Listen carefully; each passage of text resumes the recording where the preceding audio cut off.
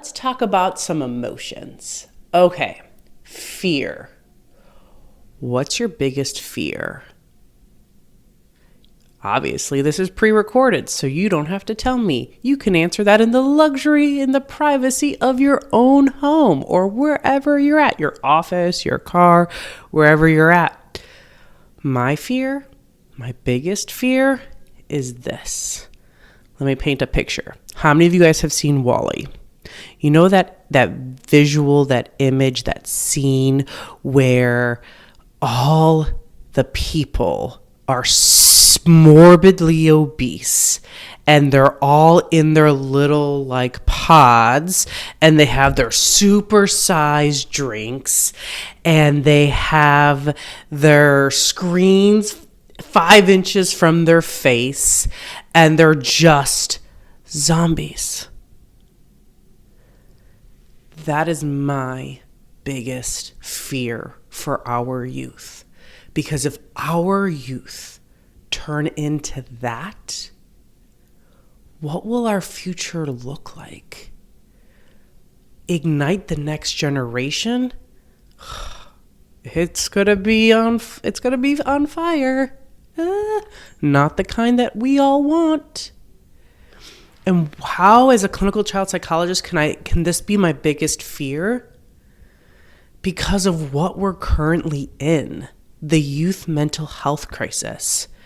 And if you haven't heard about it, I think you may be still living under a rock or isolating from COVID.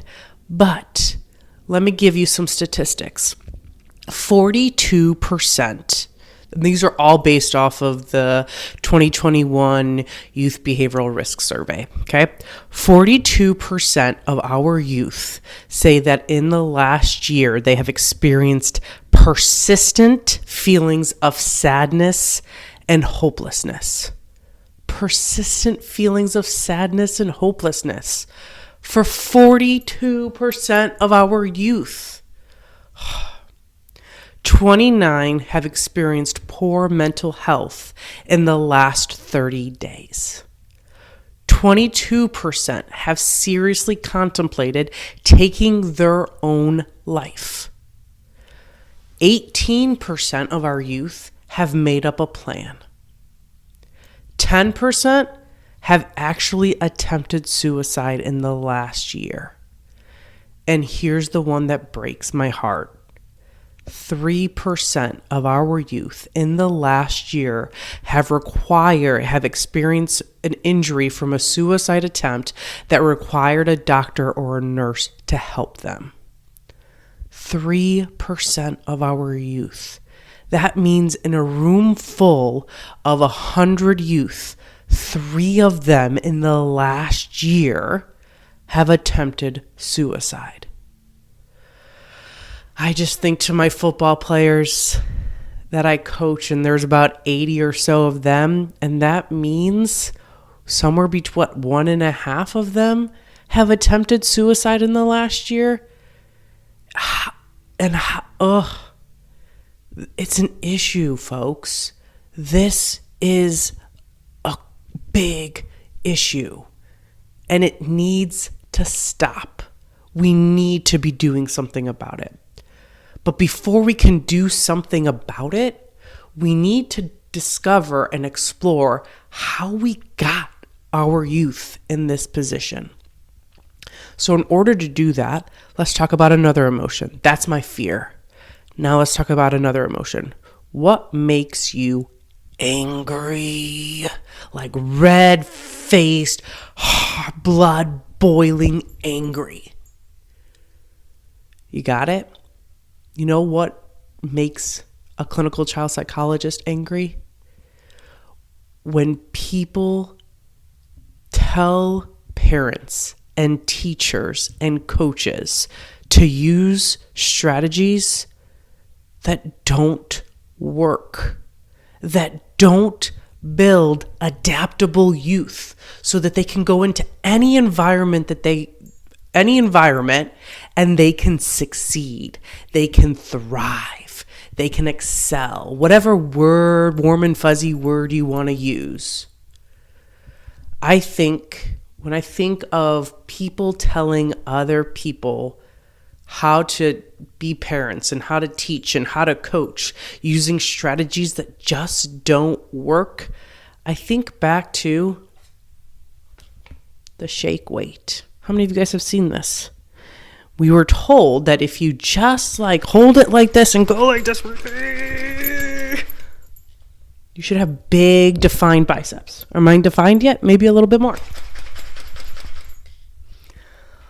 All joking aside, we need to be teaching parents and teachers and school administrators and coaches things that work instead of what has been going around as the best way to raise children over the last decade or so, which is gentle parenting. And the reason why gentle parenting ain't it doesn't work, it's causing our youth to have more and more mental health issues. And the reason why we're seeing this increase in mental health issues in our youth is because of the three main facets of gentle parenting. And gentle parenting is not just parenting. I'm starting to see it in schools. I'm starting to see it in youth sports. And again, it ain't it. These are not the environments we want to be raising our youth in if we want to build them to be adaptable.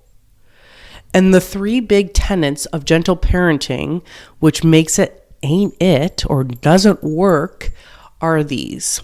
The first one is that we focus in on our feelings. Our psychology, everyone's psychology is made up of three things: our thoughts, our feelings, and our behaviors. But here's the thing. We've become so focused on feelings and validating people's feelings and you feel that feels and all the feels and all the things. But here's the issue. Here's the science behind it. We have absolutely no control over our feelings. Our feelings we're going to feel what we feel. But that can't be the end all be all. Because here's what is happening in my therapy office.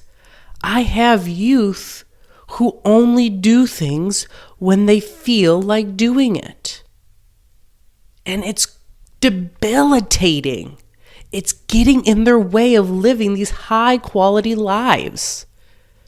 Because I don't know if you know, part of being an adult, a successful, thriving, excelling adult, is doing things when you don't feel like doing them. Or else nothing is ever going to get done.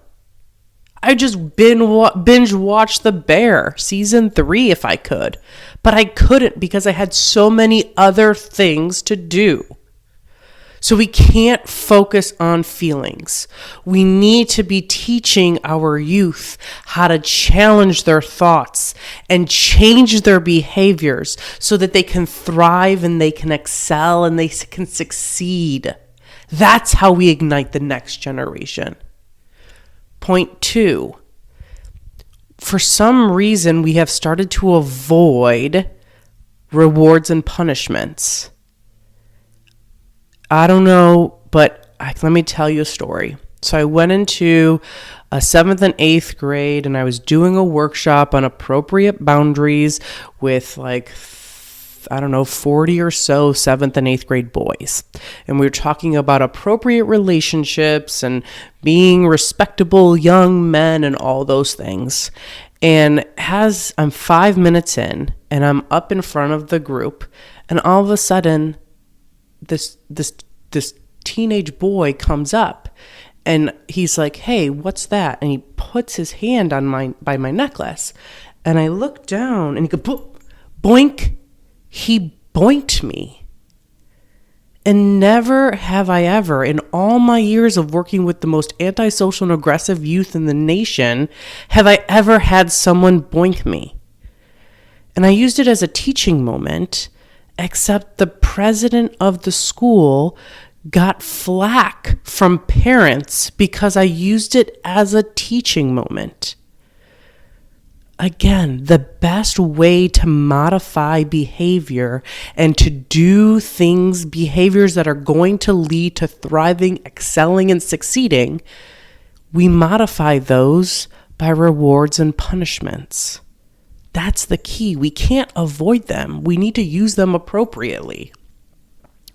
The last thing that gentle parenting and all this stuff is doing is that we're treating our children as if they are our partner. Kids don't know any better. If it was up to them, they would have an abundant amount of screen time.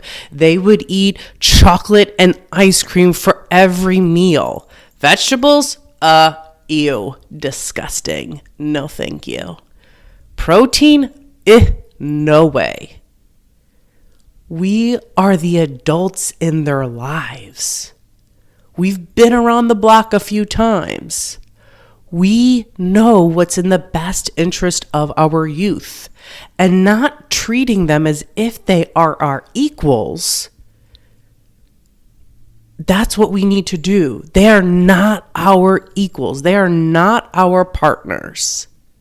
They can have a say, absolutely, but they do not get the final decision. And you don't have to be all power hungry about it. It's simply, hey, I'm the adult. I know a thing or two. I have a lot more of the information. I'm cognitively developed enough to be able to see everything. I'm going to make this decision. And I'm going to take your input into consideration. But no, just this week, one of my parenting clients, parent coaching clients that I work with, we literally spent 45 minutes trying to convince her that she's the boss, that she is in control, that she's on the top of her family's hierarchy. And that's where her kids need her to go. Then that's where they need her to stay. And we can do this in ways that, again, is not power hungry. So how do we do this? With the time I have left, the key to building adaptable youth is by setting high expectations within the context of the warm and fuzzies. Our children set those expectations high. Wherever they're at, they're going to meet them. And no, not every kid has the same expectations. You moderate it, you adjust it based off of the child. But you set the expectations high. You expect things from them. They will meet wherever that bar is you place them at. They will thrive to achieve it. They will. As long as it's in a context of the warm and fuzzies. They need to have loving and warm relationships with us. And if we can find that perfect, what I call bright spot, that sweet spot of leading our children using high expectations within the context of the warm and fuzzies, do you want to help crush the youth mental health crisis? High expectations within the context of the warm and fuzzies. How do you do that? I've written a book, the #2 parenting book, Practical Tips for the Pooped Out Parent. It looks like this. You can buy it on Amazon. It provides 29 practical tips on how to lead our youth using high expectations within the context of the warm and fuzzies. With that, if we all can start doing more of that and less of this focused on our feelings, no rewards and punishments, and, oh, you're my equal, the less that we do of that and the more high expectations within the context of the warm and fuzzies, we're going to ignite the next generation. Come on now, let's go.